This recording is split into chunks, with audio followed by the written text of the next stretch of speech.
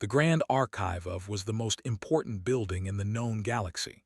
It stood on a small moon that circled a dying star, and its walls were made of a crystal that glowed with soft blue light. Inside those walls, the beings from 12 different alien civilizations had gathered for thousands of years to study, to learn, and to argue about things that most people could never understand. The archive held the secrets of the ancients. Long before any of the current species had learned to travel between stars, there was another civilization. They called themselves and they had built wonders that still amazed everyone who studied them. They had created machines that could reshape planets. They had written equations that described how the universe worked. And then, for reasons nobody understood, they had disappeared.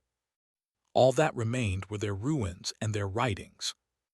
High Scholar had spent his entire life studying those writings. He was a species that looked something like a tall lizard with scales that changed color based on his mood. When he was happy, his scales turned a pleasant green. When he was thinking hard, they became a deep purple. And when he was frustrated, which was often these days, they shifted to a dark red. Today, his scales were very red indeed. Stood at the center of the great hall, surrounded by hundreds of scholars from across the galaxy. There were the beings made of living stone who thought so slowly that a single conversation might take them a week. There were the insect-like creatures with dozens of legs and minds that could process mathematics faster than any computer.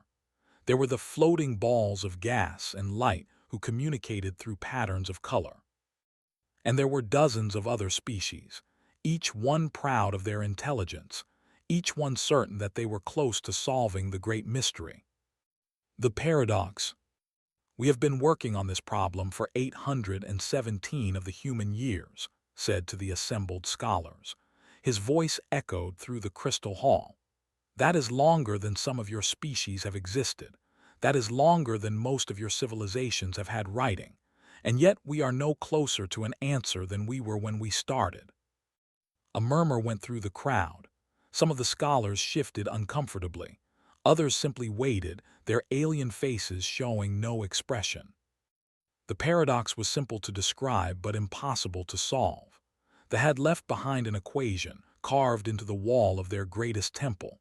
It was supposed to be a unified field equation, a single piece of mathematics that would explain everything about how the universe worked.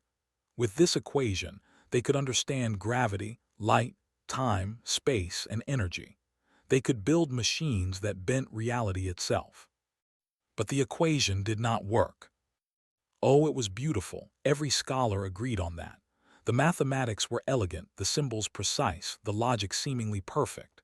But when you actually tried to use the equation, when you plugged in real numbers and tried to calculate real answers, it fell apart.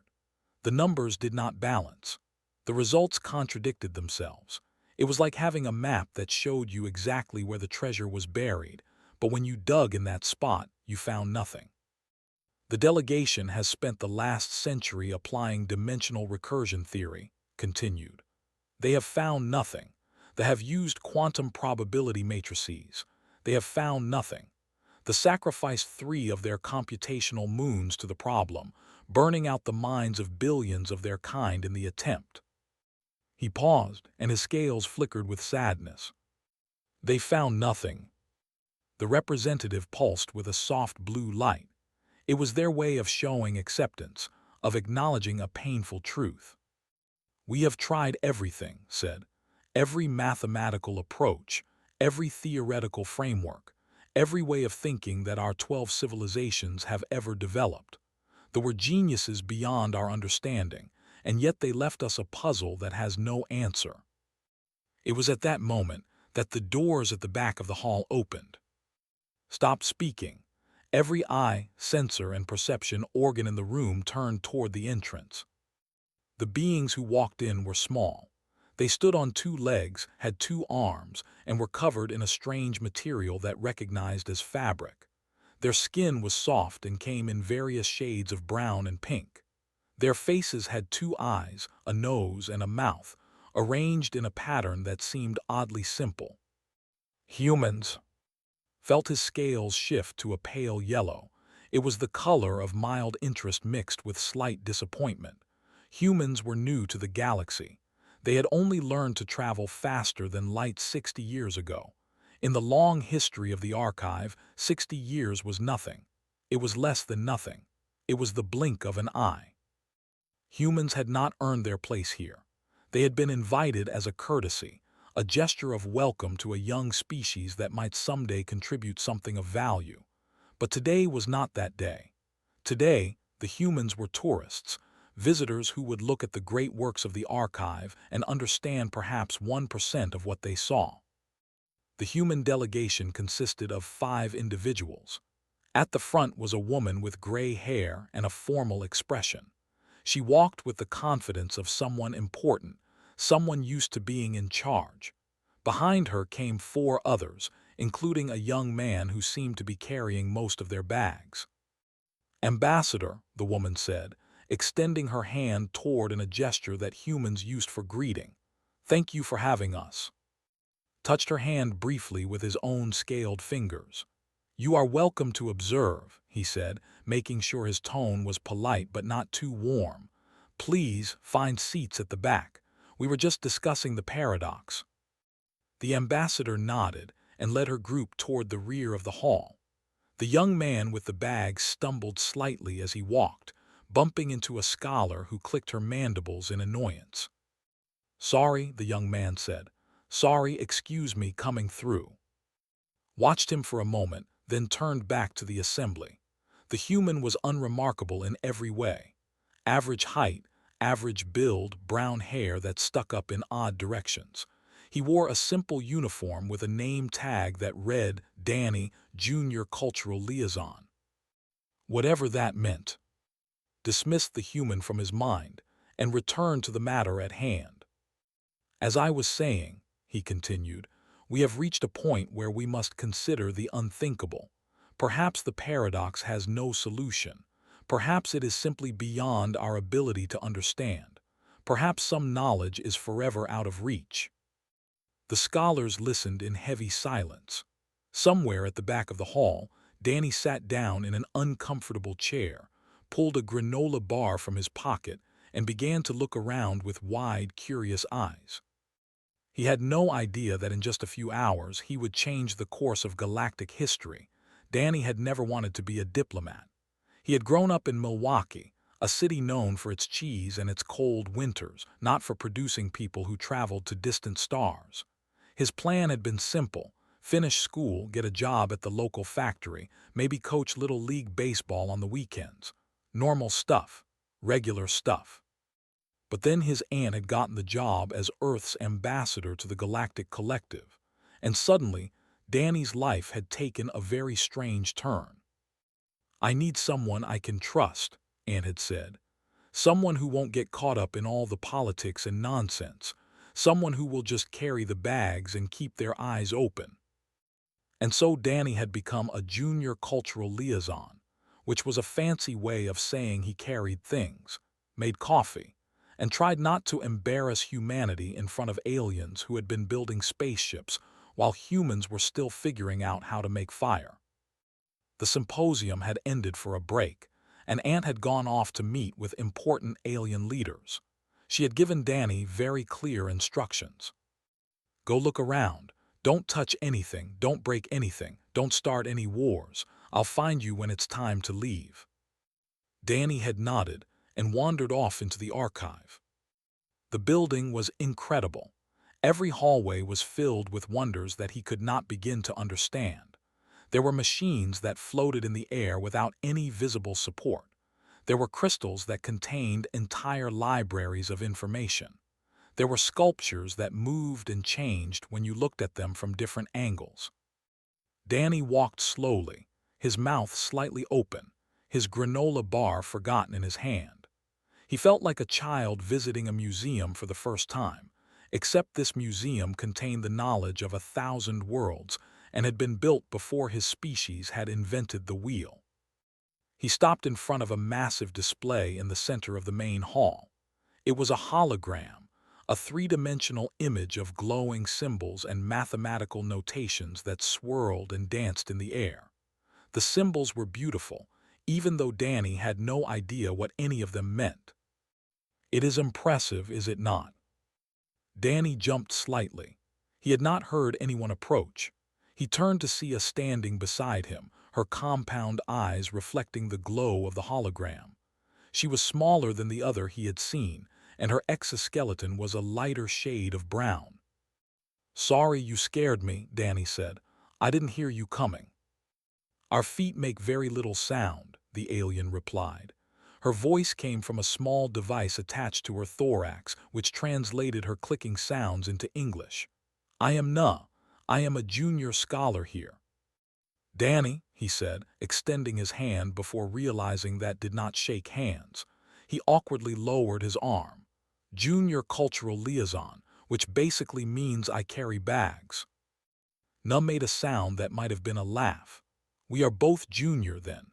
Perhaps that is why we are standing here while our superiors discuss important matters elsewhere." Danny smiled. He liked this alien. She seemed normal, or at least as normal as a giant insect person could seem. "What is this thing?" he asked, pointing at the hologram. "It looks like math, but I don't recognize any of it." "This is the paradox," Nuh said. Her voice took on a tone of reverence, the way someone might speak about a religious artifact. "It is the greatest mystery in the known galaxy. The greatest minds have studied it for over 800 years.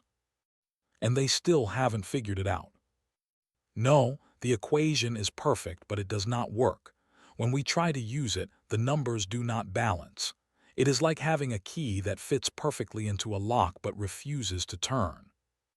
Danny chewed his granola bar thoughtfully. He looked at the swirling symbols, watching them dance and shift. They meant nothing to him. He had barely passed algebra in high school. "What's it supposed to do?" he asked. "If it worked, I mean." "It would explain everything," Nuh said. "Gravity, time, space, energy, the fundamental forces that hold the universe together. They understood these things at a level we cannot imagine. This equation was supposed to be their greatest gift to those who came after them. But it's broken." "Not broken. The equation itself is flawless. Every symbol, every notation, every mathematical relationship has been countless times. They were perfect. Their work was perfect. The error must be in our understanding, not in their creation." Danny frowned slightly. Something about that statement bothered him, but he could not quite put his finger on what it was. "So everyone agrees the equation is perfect," he said slowly. "But the equation doesn't work, and you've been trying to fix it for 800 years. Correct. Has anyone ever considered that maybe they made a mistake?" Nuh's mandibles clicked rapidly. It took Danny a moment to realize she was laughing. "They did not make mistakes," she said, as if explaining something to a child. "They built machines that still function after millions of years. They created technologies we cannot replicate. They were the most advanced civilization to ever exist. Their work was flawless." "I mean, everyone makes mistakes," Danny said. He finished his granola bar and stuffed the wrapper in his pocket. "I once put diesel fuel in a regular car. My buddy Chris thought that inflammable meant something couldn't catch fire. Smart people mess up all the time." Nuh was quiet for a long moment. Her compound eyes studied Danny with an expression he could not read. "You are suggesting," she said slowly, "that every scholar in the galaxy has been wrong for 8 centuries, that we have been trying to fix an equation that was never correct in the first place." "I'm not suggesting anything," Danny said quickly. "I don't know anything about math or science or any of this stuff. I'm just saying where I come from, nobody's perfect. Even the smart people. Even the really, really smart people." He shrugged, feeling slightly embarrassed.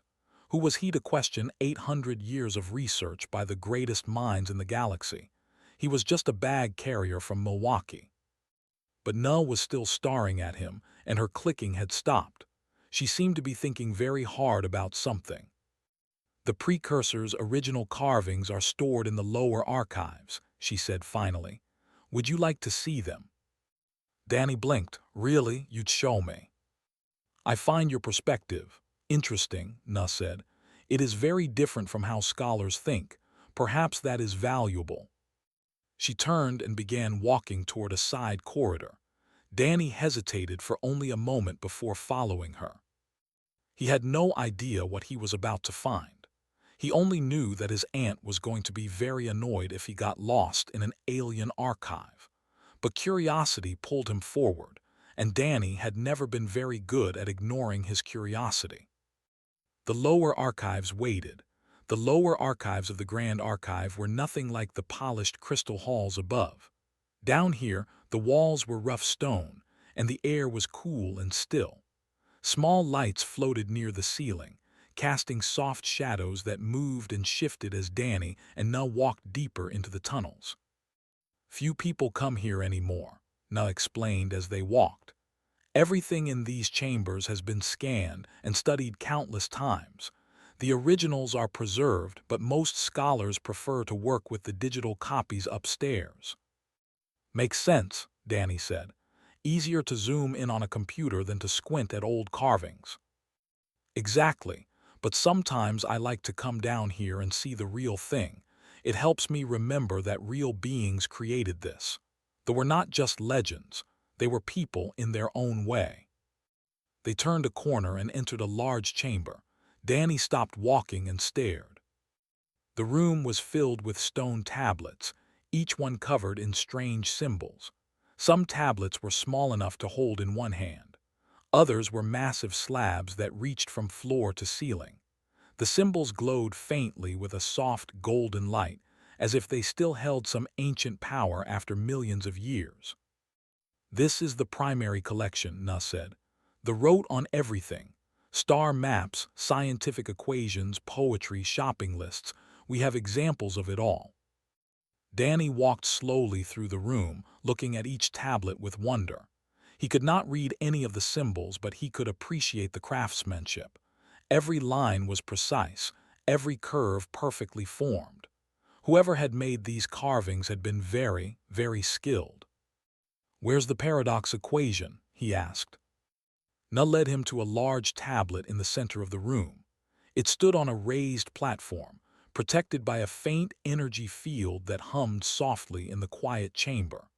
The symbols on this tablet were more complex than the others, layers of mathematics stacked on top of each other in a pattern that made Danny's head hurt just looking at it. "This is it," Na said. "The original carving, the source of 8 centuries of frustration." Danny leaned closer, studying the symbols. They meant nothing to him, of course.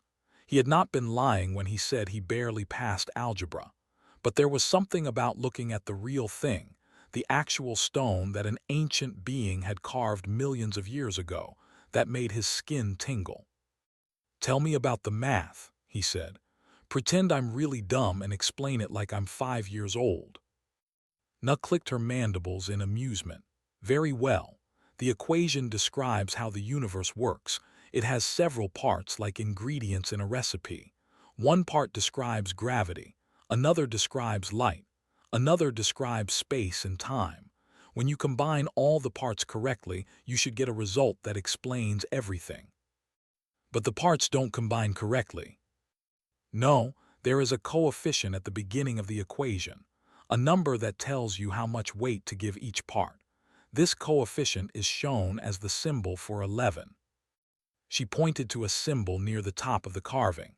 It looked like 2 parallel lines with a circle between them. 11, Danny repeated. "Okay. But when you use 11 as the coefficient, the equation does not balance. The numbers contradict each other. Scholars have tried every possible variation. They have tested whether the coefficient might be a different number or a fraction or an irrational constant. Nothing works." Danny stared at the symbol. 2 lines, 1 circle, 11. "Can you show me other places where they use this symbol?" he asked. "Like in different contexts." Na tilted her head, a gesture she had picked up from watching humans. "Why?" "I don't know, just curious, I guess. Sometimes when I'm trying to solve a puzzle, it helps to look at things from different angles." Na led him to another part of the chamber, where smaller tablets were arranged on shelves. She selected one and held it up for Danny to see. "This is a domestic record," she explained. "Instructions for food storage. They were very careful about preserving their food supplies." Danny looked at the tablet. The symbols were simpler here, and Na pointed to various sections as she translated. "This says store grain in cool, dry place.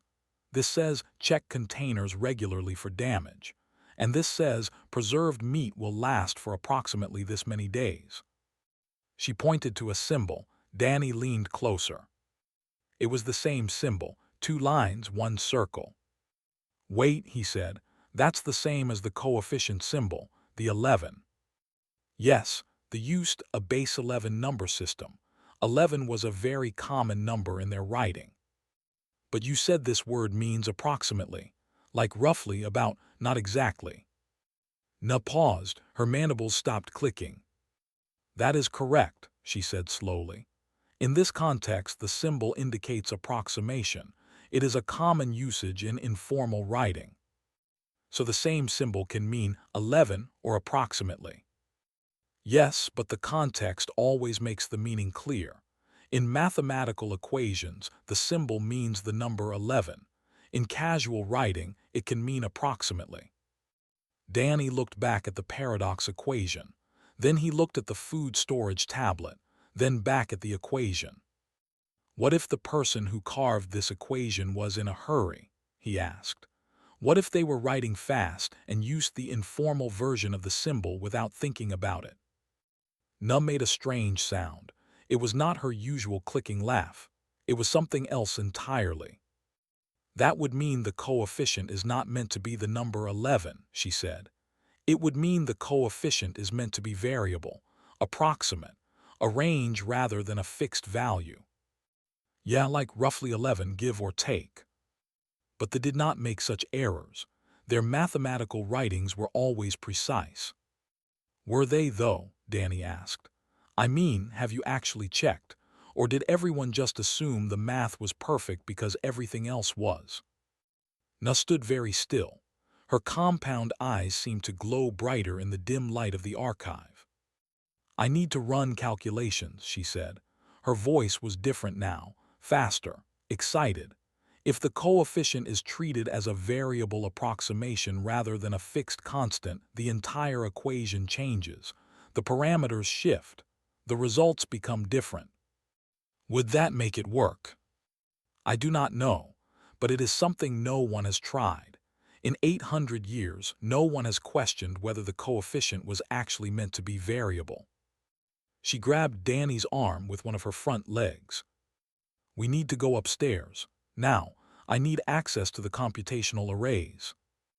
Danny let himself be pulled toward the exit. He was not sure what had just happened. He had simply asked a question, pointed out something that seemed obvious to him. How could that be important? But Na was almost running now, her many legs carrying her faster than Danny could walk.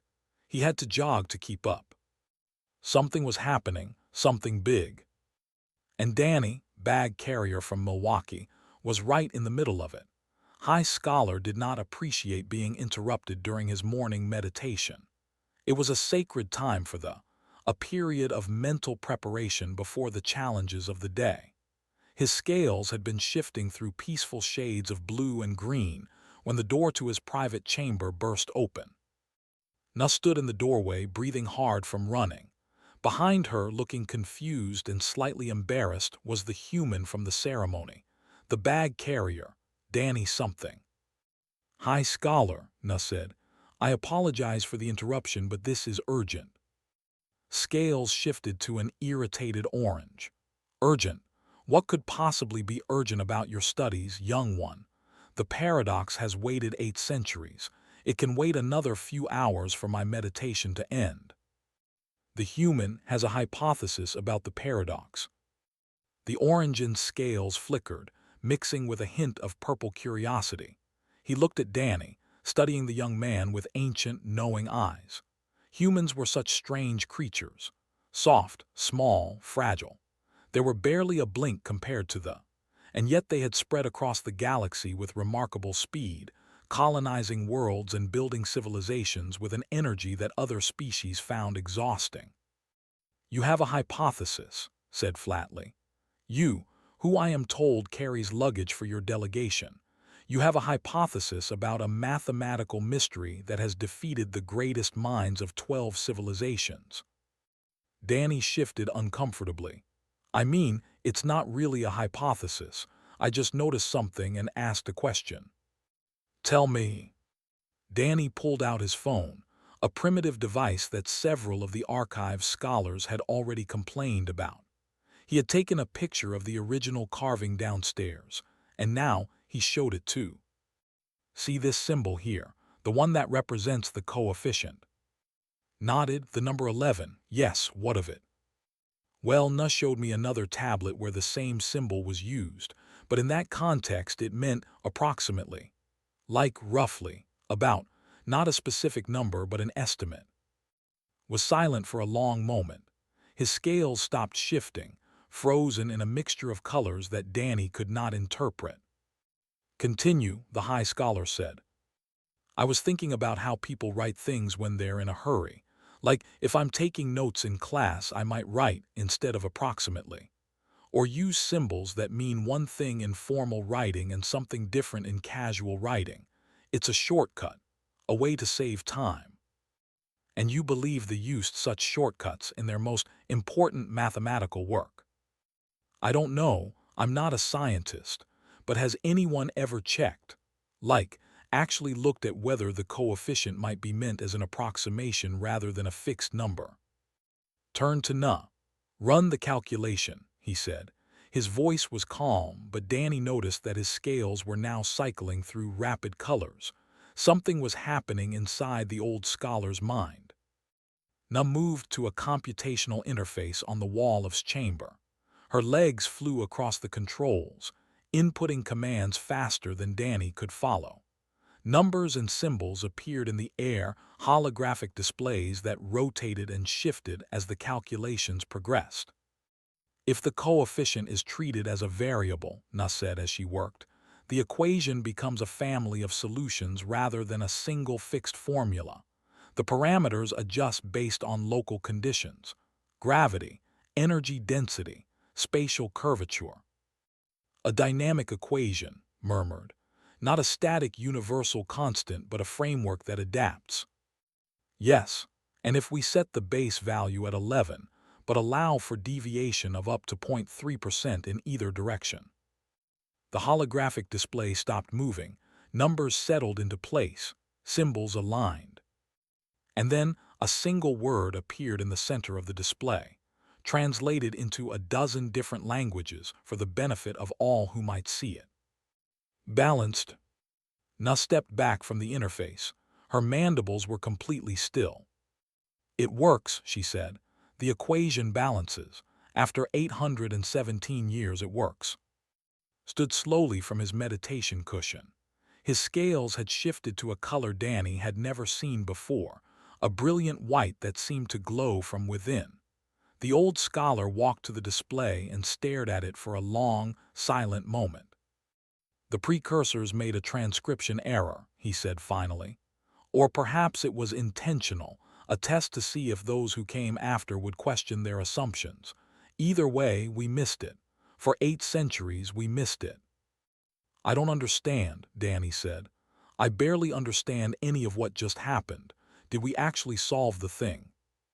Turned to look at him. For the first time, the ancient's expression seemed soft, almost gentle.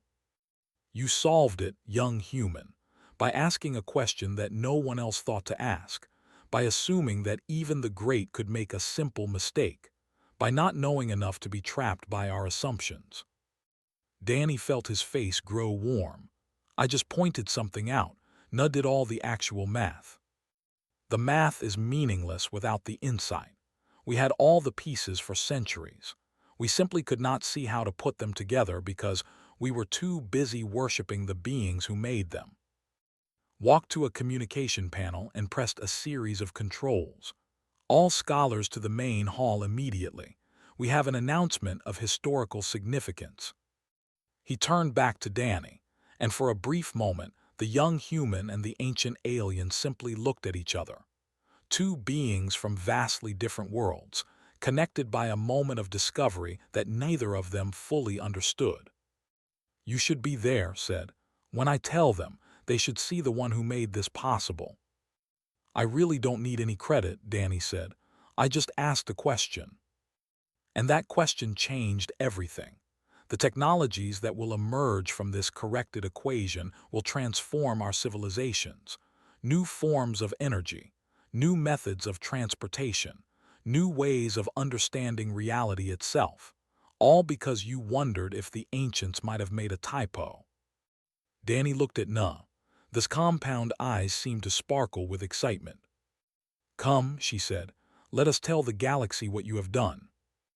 Danny followed them out of the chamber, still not fully believing what had happened. He had woken up this morning expecting to carry bags and try not to embarrass himself. Instead, he had apparently solved an 800-year-old mystery. His aunt was going to be very surprised. He checked his watch. It was almost noon. He had solved the greatest mystery in the galaxy, and he had done it before lunch. The main hall of the Grand Archive had never been so quiet. Every scholar from the symposium had gathered, filling the crystal chamber from wall to wall. The stood like mountains of living stone. The clicked softly among themselves.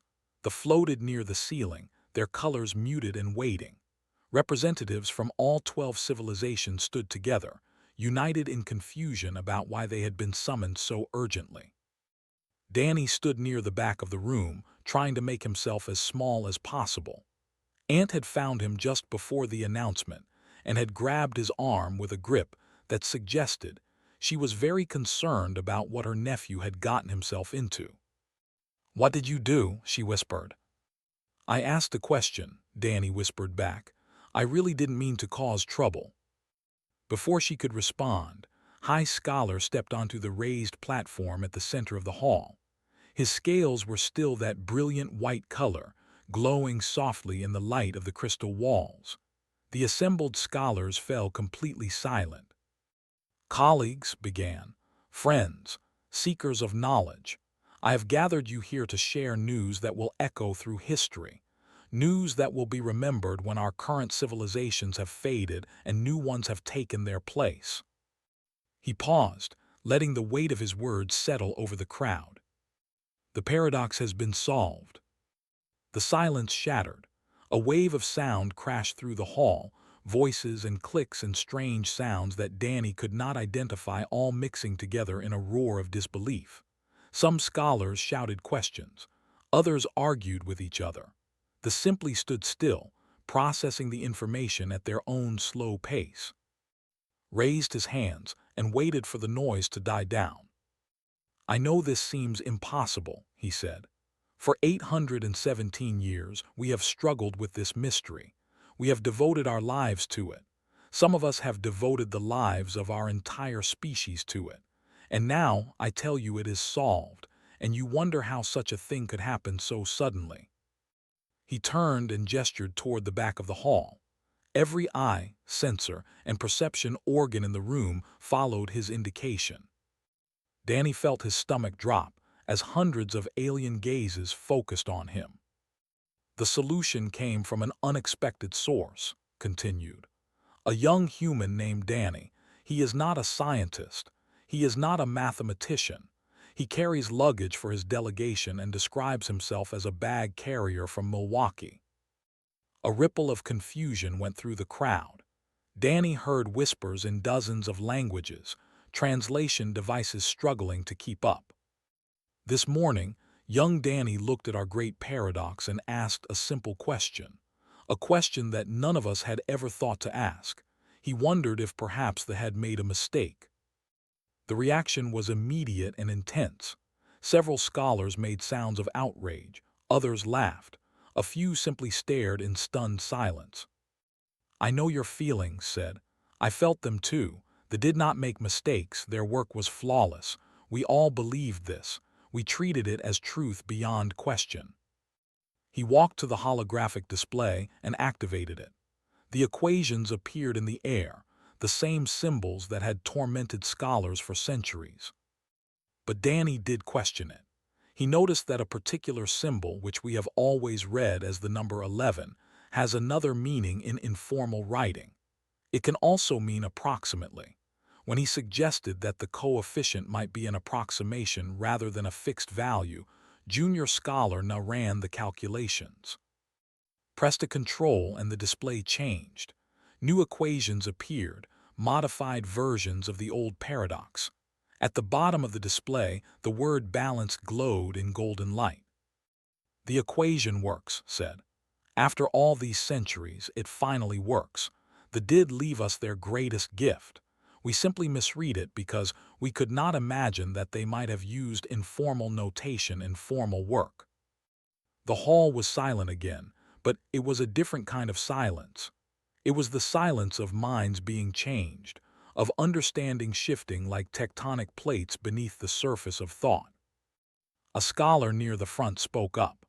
"What you are saying is that we wasted 8 centuries because we were too respectful of the ancients to question their work." "Yes," said simply, "that is exactly what I am saying. Our reverence blinded us. Our certainty trapped us. It took someone who knew nothing about our assumptions to see past them." Another scholar, and who pulsed with agitated colors, floated forward. "This human has been in our archive for less than a day. He has no training, no expertise, no understanding of our methods, and he simply noticed something we missed." Scales shifted to a gentle green. Fresh eyes see clearly. That is a human saying, I am told. It means that sometimes the best perspective comes from those who have no preconceptions. Danny did not know that they were perfect. He did not know that we had already tried everything. He simply looked at the problem and asked an obvious question. There was quiet for a moment, then pulsed with a color that Danny's translator identified as respectful acceptance. Na stepped forward to stand beside. "I have already begun analyzing the implications of the corrected equation. The technologies that may emerge from this work could transform our civilizations. New power sources, new methods of transportation, perhaps even new ways of understanding time and space themselves." "All because a bag carrier from Milwaukee asked a simple question," said. "Let us remember this day. Let us remember that wisdom can come from unexpected places. Let us remember that certainty is often the enemy of truth." The ceremony continued, but Danny barely heard any of it. Scholars approached him one by one, offering congratulations in their various ways. They simply nodded, a gesture that their translator explained was the highest form of respect. They clicked their mandibles in patterns that meant admiration. They floated close and changed colors in ways that Danny found beautiful even if he did not fully understand their meaning. Later, when the crowd had finally dispersed, Nuff found Danny standing alone by one of the crystal windows. He was looking out at the dying star that the moon orbited, watching its ancient light flicker and pulse. "You seem troubled," Nuff said. "Not troubled, just thinking." Danny turned to look at her. "I really didn't do anything special, I just asked a question." "You did something that none of us could do. You imagined that the impossible might be possible. You allowed yourself to think that the greatest beings in history might have made an error as simple as using the wrong notation. Back home, we call that being skeptical. My mom always said I asked too many questions." Na made her clicking laugh. "Your mother was wrong. You ask exactly the right number of questions." Danny smiled. "I guess I should call her and tell her I solved an ancient mystery before lunch. She probably won't believe me." "Your species is very strange," Na said. "You have only been traveling among the stars for 60 years. You understand so little about the galaxy, and yet you see things that we cannot see. You think in ways that we cannot think." "We're pretty good at making mistakes," Danny said. "Maybe that's why we're good at recognizing them in others." Na considered this. Perhaps that is the human gift, not intelligence, not technology, but the ability to fail and learn and try again. the willingness to question everything, even the things that seem most certain. Danny pulled out his phone and took a picture of the view through the window. The dying star, the crystal walls, the alien moon, evidence of the strangest day of his life. I'm going to need a lot more granola bars if this is what being a cultural liaison is like, he said. Na clicked in confusion. I do not understand the significance of the granola bars. Neither do I honestly, I just like them. Somewhere in the archive, scholars were already beginning the work of rebuilding their understanding of the universe. 8 centuries of research was about to be rewritten. New technologies would emerge. New possibilities would open up. And at the center of it all, remembered for to come, would be the story of a bag carrier from Milwaukee who solved the greatest mystery in the galaxy by asking a simple question. Danny smiled and looked for his aunt. It had been a very long morning, and he was ready for some lunch. After all, he had earned it.